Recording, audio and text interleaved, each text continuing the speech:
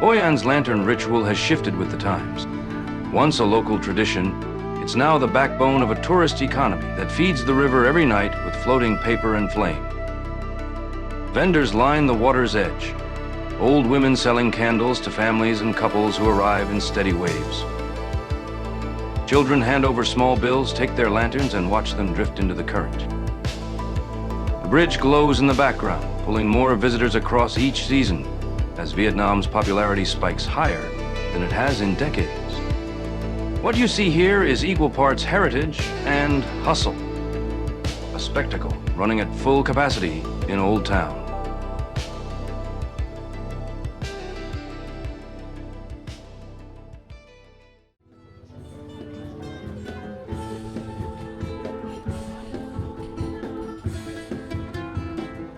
Old Town announces itself with a soundtrack.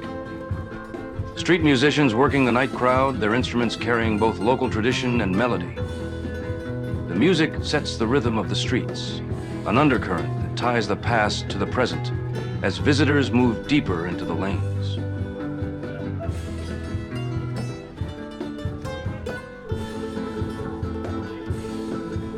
The Japanese covered bridge stands as a historical prop, beautiful but swallowed by the stream of tourists passing through. Once an architectural relic, now a walkway on the itinerary. It earns more recognition for being crossed than for being studied.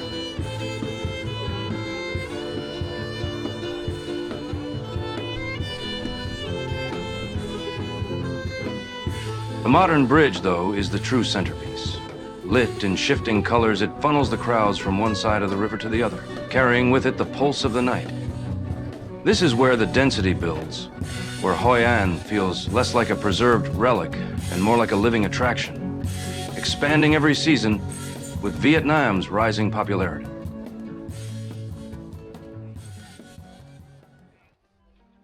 Inside Old Town, the energy bends toward the artistic. Stalls of paintings turn the lanes into open-air galleries, each canvas another attempt to capture Hoi An's glow before the crowd moves on. Artists are everywhere. Here, patchwork apparel stitched from scraps of fabric, retro pieces that feel one of a kind, assembled with a kind of detail that makes tourists stop and run their hands across the seams.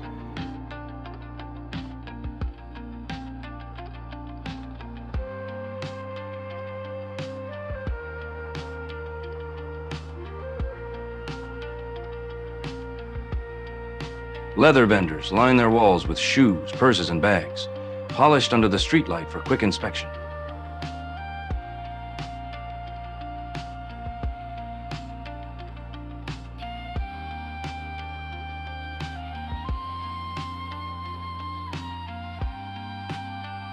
And the tap-tap rhythm of chisels comes from the wood carving stalls where artisans work through demonstrations while their finished pieces wait nearby for sale.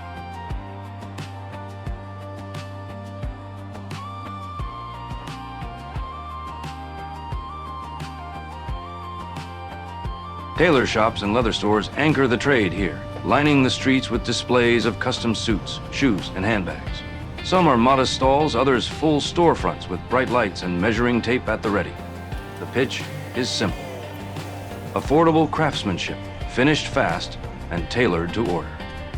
For many visitors, this is the purchase that lasts longer than the lanterns. Fabric and leather carried home as proof of Old Town's economy at work. Here the commerce leans toward craft, a slower transaction that carries a trace of tradition. It's Old Town on display, art, music, fabric, leather, and wood, standing as a quieter counterpoint to the chaos waiting across the bridge.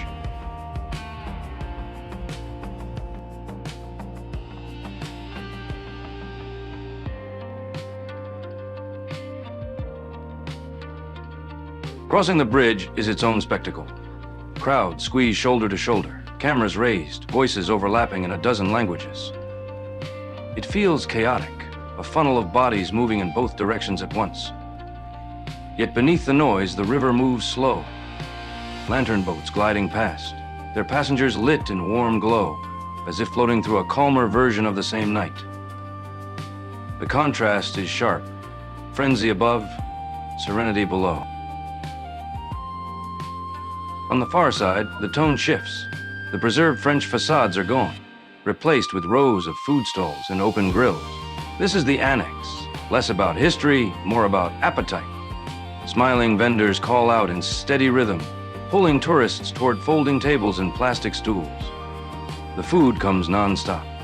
Skewers of bolalo sizzling over the fire, frogs crisping on the grill, plates shuffled across tables as quickly as they're emptied. Even dessert keeps the pace. Che ba mao layered into cups, sugar stacked on ice to keep the crowd moving. The alleys spill over with imitation goods, Crocs, handbags, fans, jewelry. Each table a lesson in bargaining, each sale another notch in the night's economy. It's the side of Hoi An that trades authenticity for volume, where the currency is speed, price, and the sheer number of tourists willing to buy before the night ends. Back along the river, the lantern trade takes center stage. Old women crouch with baskets of candles, offering paper cups of light to anyone willing to hand over a few small bills for a wish. The ritual looks timeless, but here it runs on a steady stream of cash. Each lantern another unit in the nightly economy. Tourists step forward, place their lanterns in the water, and watch them drift with the current. Boats carry families and couples through the glow, rows of candles reflecting off the river until the surface looks staged for photographs. The meaning is negotiable, but the effect is undeniable. A river transformed into a slow-moving parade of light. In the end, the transaction is simple. A small bill for a floating light. But what drifts away on the current is harder to measure, leaving behind something that feels worth more than the price paid. Walking through the crowd feels like wading into the bloodstream of Old Town itself. The alleys pulse and twist, roads coughing up motorbikes, chatter, lantern light bleeding into the night.